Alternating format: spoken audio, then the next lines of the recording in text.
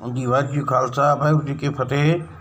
समूह सिख संगतां ਦੇ ਪ੍ਰਤੀ ਇਹ ਬੇਨਤੀ ਹੈ ਭਾਈ, ਜਿਨ੍ਹਾਂ ਦੇ ਵੀ ਰਿਸ਼ਤੇਦਾਰ ਬਾਹਰਲੇ ਮੁਲਕਾਂ 'ਚ ਬੈਠੇ ਨੇ ਉਹਨਾਂ ਦੇ ਨਾਲ ਆਪਣੇ ਮੋਬਾਈਲਾਂ 'ਤੇ ਸੰਪਰਕ ਕਰੋ।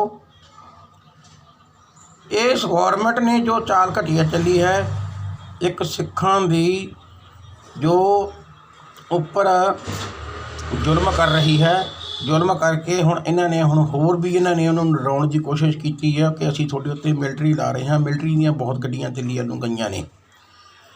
ਮੇਰੀ ਇਹ ਬੇਨਤੀ ਹੈ ਭਾਈ, ਤੁਸੀਂ ਕਿਸੇ ਕੋਲੋਂ ਘਬਰਾਓ ਨਾ। ਜਿਹੜੇ ਬੰਦੇ ਵੀ ਉੱਥੇ ਬੈਠੇ ਹੋ ਮੋਰਚੇ 'ਤੇ, ਕੋਈ ਕਿਸੇ ਦਾ ਕੁਛ ਨਹੀਂ ਵਿਗਾੜ ਸਕਦਾ।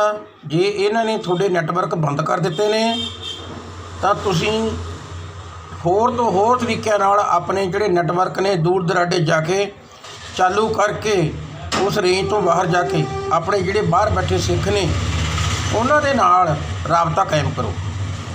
ਇਹ UNO ਦੇ ਵਿੱਚ ਪੰਜਾਬ ਦੇ ਜਿੰਨੇ ਕਿਸਾਨ ਨੇ ਉਹਨਾਂ 'ਤੇ ਜੋ ਜ਼ੁਲਮ ਹੋ ਰਿਹਾ ਹੈ, ਉਹ ਇਸ ਸੈਂਟਰ ਗੌਰਮੈਂਟ ਦੇ ਖਿਲਾਫ ਇੱਕ ਅਪੀਲ ਦਾਇਰ ਕਰੋ ਕਿ ਸਾਨੂੰ ਉੱਥੇ ਇੱਦਾਂ ਪਰੇਸ਼ਾਨ ਕੀਤਾ ਜਾ ਰਿਹਾ, ਸਾਡੇ ਹੱਕ ਖੋਏ ਜਾ ਰਹੇ ਨੇ।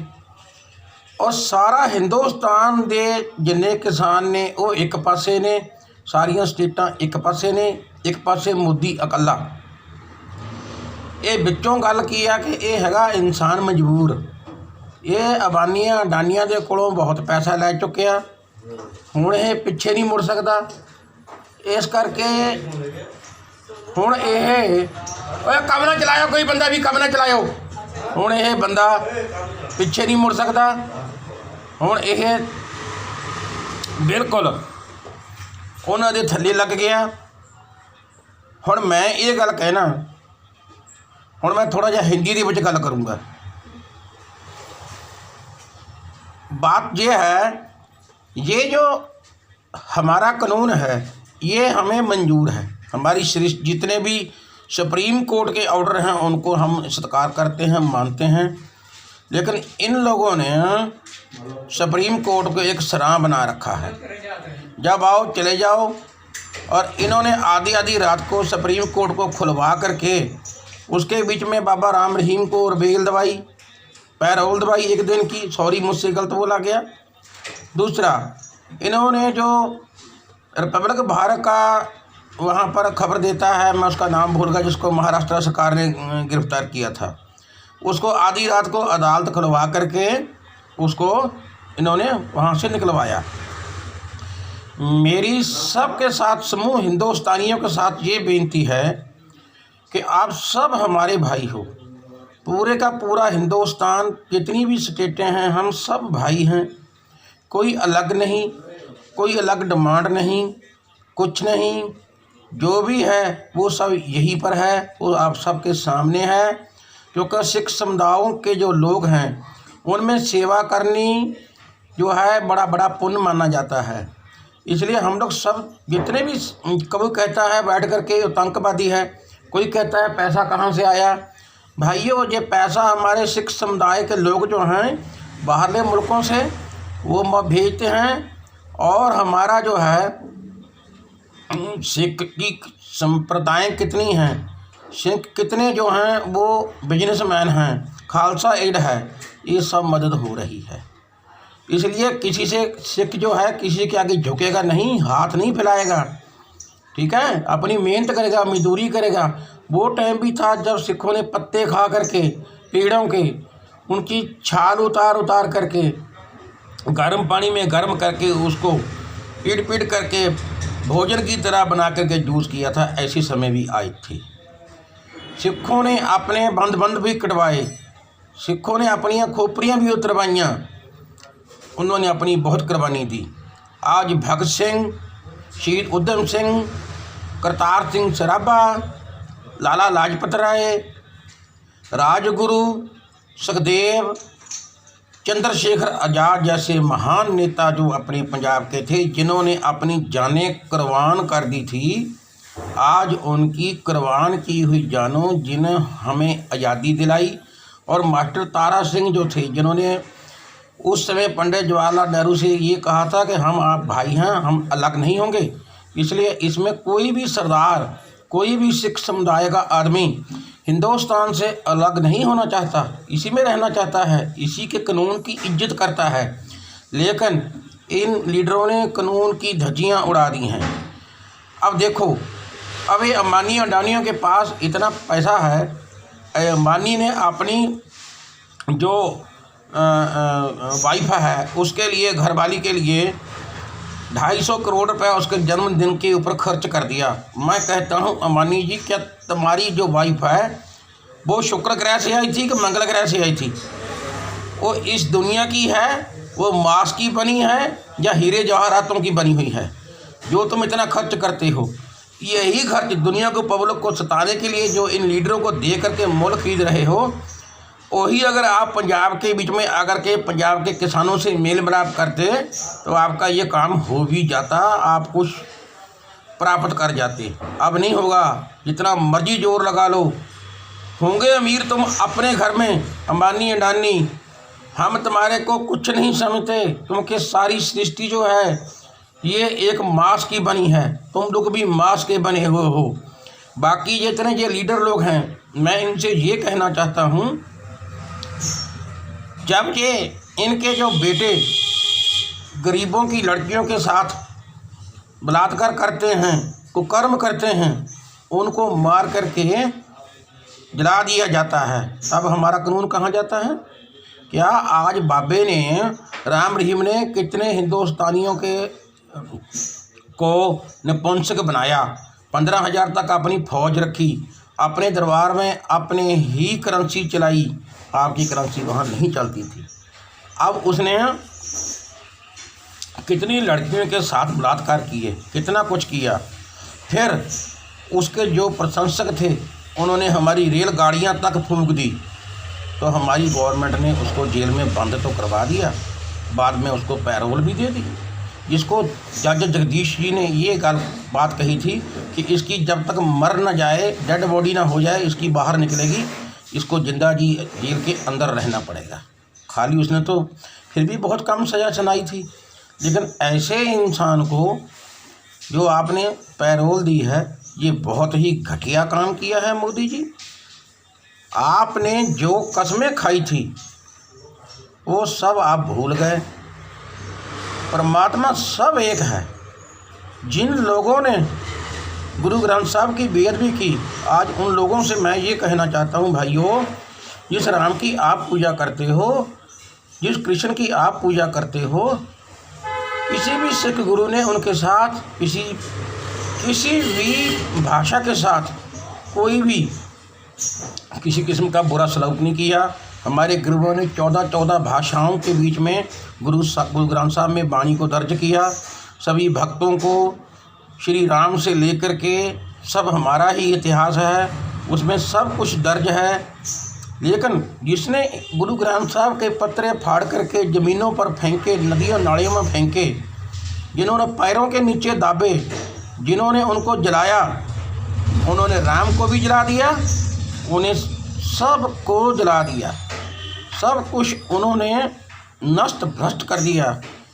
ये एक बहुत बड़ा निरादर हुआ है आपके खुद के धर्म का।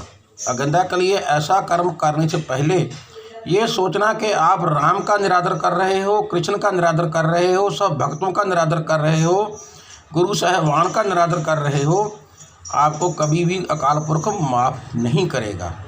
ऐसा गंदा काम कभी 1000-2000 में जो है वो नहीं करना। इस गवर्नमेंट ने इस समय भी बहुत कुछ किया है। लड़कियां छोड़ी गई, लड़के छोड़े गए, वो वहाँ से बना रहे थे वीडियोज़, उनको भी पकड़ा गया नजायज़, किसी ने कुछ नहीं कहा। जितने भी प्रदर्शनकारी प्रदर्शन कर रहे हैं वो पाठ पूजा कर रहे हैं और नाम जप रहे हैं और अपना जो है प्रदर्शन बिल्कुल शांतिपूर्वक कर रहे हैं। अब ये हमारा मुल्क जो है डेमोक्रेसी है, इसमें हम आज़ाद हैं, हम अपने दिल की बात कह सकते हैं, हम अपना दुख दर्द किसको सुनाएं। अगर हमारा जो अपना है वो हमारा दुश्मन हो जाए तो हम किसके पास जाएं। हमारा तो सुप्रीम कोर्ट के ऊपर भी विश्वास उठते जा रहा है जो इनकी हो गई। अब 2 आदमियों के लिए क्या हमारी मिलिट्री, हमारे जितने भी भाई हैं, किसान भाई हैं, जिनका दिया हुआ हमारी मिलिट्री भी खा रही है। मिलिट्री ये बोल गई, क्या मिलिट्री गुलाम हो गई इसकी? सेना मुखी साहब, आपके प्रति हमारी बेनती है, आप इस बात के लिए समझो, जो जनरल ऑफ चीफ पूरे इंडिया के हैं, मैं उनको भी ये हाथ जोड़ करके निम्रता सहित बेनती करता हूँ, श्रीमान जी, परमात्मा ने आपको इतने बड़े ओहदे दिए हैं, आप उस ओहदे के ऊपर अगर आपके बीच में कोई ताकत है, कोई आप कुछ कर सकते हो, जब बड़े बड़े मुल्कों के ऊपर टैंक तो चला सकते हो, जो ये कुछ गलत आदमी हैं, इन लोगों को गिरफ्तार क्यों नहीं करते? जो ये लीडर गलत हैं, जो पब्लिक को मरवाना चाहते हैं, क्या आप इनके गुलाम हो? इनको आप गोलियां मार के मार दोगे? तो फिर मेरी भी बात का आगे से जवाब सुन लो। तुम ये काम कभी नहीं कर सकते, क्योंकि परमात्मा सबके ऊपर है। जो मुल्क के हालात हो गए हैं, कल को किसी दुश्मन मुल्क ने हमला कर दिया, कोई भी वारदात कर दी, तो उसमें जो आदमी मारे जाएंगे, उसका पाप किसके ऊपर पड़ेगा? उसका भुगतान कौन करेगा? कोई भी शरारती अंसर किसी टाइम भी शरारत कर सकता है, बाहरी बंदा। लेकिन हमारी आपसे ये बेनती है मुखी साहब, हमारे सदारों में, सिखों में कोई भी ऐसा व्यक्ति नहीं है एक भी जो किसी को मारे, जहाँ कुछ करे, जहाँ कुछ गलत बात करे। बाकी ये हमारा आप समूह सेना मुखी सी आपसे भी हमारी बेनती है कि हमारा जो राज था, वो राज हम लोगों ने आपके साथ मिलाया, ये बहुत बड़ा पर उपकार किया। अब हम आपके साथ रह रहे हैं और रहना भी चाहते हैं सदा के लिए। ऐसे सारा देश खुश रहे, सभी लोग खुश रहें, सभी वर्गों के लोग खुश रहें, क्योंकि हमारे मिलिट्री वाले, पुलिस वाले, जितने भी हैं, जो भी हमारे इंसान हैं, सब इंसान हैं, और उनके बीच में परमात्मा है और उनकी भी ज़मीनें हैं। उनकी ज़मीनों को भी फिर क्या करेगा? कोई इंसान जब रिटायर हो जाएगा क्या करेगा? जिसके पास अपनी ज़मीन नहीं होगी, अपना घर नहीं होगा, किधर जाएगा? ये सारे हिंदुस्तानियों को आपने गुलाम बनाना चाहते हैं, इस बात को समझो। ये हमारी बेनती है। हम कोट कोट बार आपके सामने हाथ जोड़ करके निम्रता सहित यही बेनती करना चाहते हैं, जो ये गुस्ताखियाँ हमारे लीडर लोग कर रहे हैं, इन लोगों को आप इन गुस्ताखियों करने से रोको। और हमारे मुल्क का प्रधानमंत्री जो है, उसमें काबिलियत नहीं है। काबिलियत होती तो 8.9% GDP से आज 33% से भी ज़्यादा GDP जो है हमारे मुल्क की नीचे गिर गई है। सो इन्होंने ऐसे ऐसे कानून बनाए हैं जिसमें पब्लिक को दबाया जा रहा है। गरीबों को बहुत परेशानी है। हमारा बहुत छोटा कारोबार है, हम लोग करते हैं तो खाते हैं। हमारे लोगों को 10 दिन काम बंद हो जाए तो हमारी जान निकल जाएगी। तो हमारा कहने का मतलब यही है भाई, जो इन्होंने 28% GST लगा रखी है, इस सब जा रही है अवानियों के घर में। ये जो है 2%, 3% GST पक्की सबके ऊपर लगा दो, सब कोई टैक्स देगा, कोई चोरी नहीं होगी। अगर गवर्नमेंट टैक्स की दर कम रखेगी, सब पैसा गवर्नमेंट के खजाने में जाएगा। अब भी अगर जितनी GST ज़्यादा लगाए हो, उतनी ज़्यादा ठगी भी बढ़ गई है। गवर्नमेंट के खजाने में महज 20-25%, 30% से ज़्यादा पैसा जो है वो नहीं पड़ता होगा। बाकी 2 नंबर से ही काम चलाई जा रहे हैं सब लोग, जो भी कल भी करते थे, आज भी करते हैं, करेंगे भी। सो मेरा कहने का मतलब ये है, अपने मुल्क को बचाना आपका धर्म, परम धर्म है। इसको बचाओ, इसको डूबने से बचाओ। हमारे मुल्क की किश्ती जो है ये डूब रही है। सभी जिंदगियां आपके हाथ में हैं, आप परमात्मा से कम नहीं। मैं ये कहता हूँ, हमारे पूर्व प्रधानमंत्री श्री लाल बहादुर शास्त्री ने ये नारा दिया था, गलती मुझसे हो गई, कि जय जवान जय किसान। अब हम ये कहते हैं, जो जय जवान है वो किसान की तो जय इन्होंने ख़त्म कर दी। अब वही किसान जो है उसका दुश्मन बनाने जा रहे हैं जवान को। क्या हमारे मुल्क के जवान हमारे ही देशवासियों को मारेंगे? ये बस मेरी इतनी ही बेनती है, गरीबों का भला करो भाई। वो जो चाहते हैं उनकी बातें मानो, किसी के घर बर्बाद मत करो, सबका ख्याल रखो। अपने मुल्क के लिए जो मर रहे हैं वो हमारे मिलिट्री वाले रोज़ के रोज़ मर रहे हैं, रोज़ के रोज़ शहीद हो रहे हैं। डेली इतना शहीद हो गए, इतने शहीद हो गए, इतने शहीद हो गए। कोई लीडर भी देखा है आज तक जा कर के जिसने कोई लड़ाई लड़ी हो, जो किसी लड़ाई में लड़ कर के शहीद हुआ हो? कोई नहीं हुआ, होना भी नहीं। ये सब लोग कुर्सी के ऊपर बैठे हैं, करोड़ों अरबों रुपये इन्होंने गबन कर दिए हैं और कर रहे हैं। मेरी हाथ जोड़ के बार बार यही बेनती है कि सुप्रीम कोर्ट के जितने भी जजेस हैं वो अपने फ़र्ज को पहचानो। अगर आपके अंदर ज़मीर है तो अपनी ज़मीर को जगाओ, ज़मीर को जगा करके अपने फ़र्ज जो हैं वो सही निभाओ।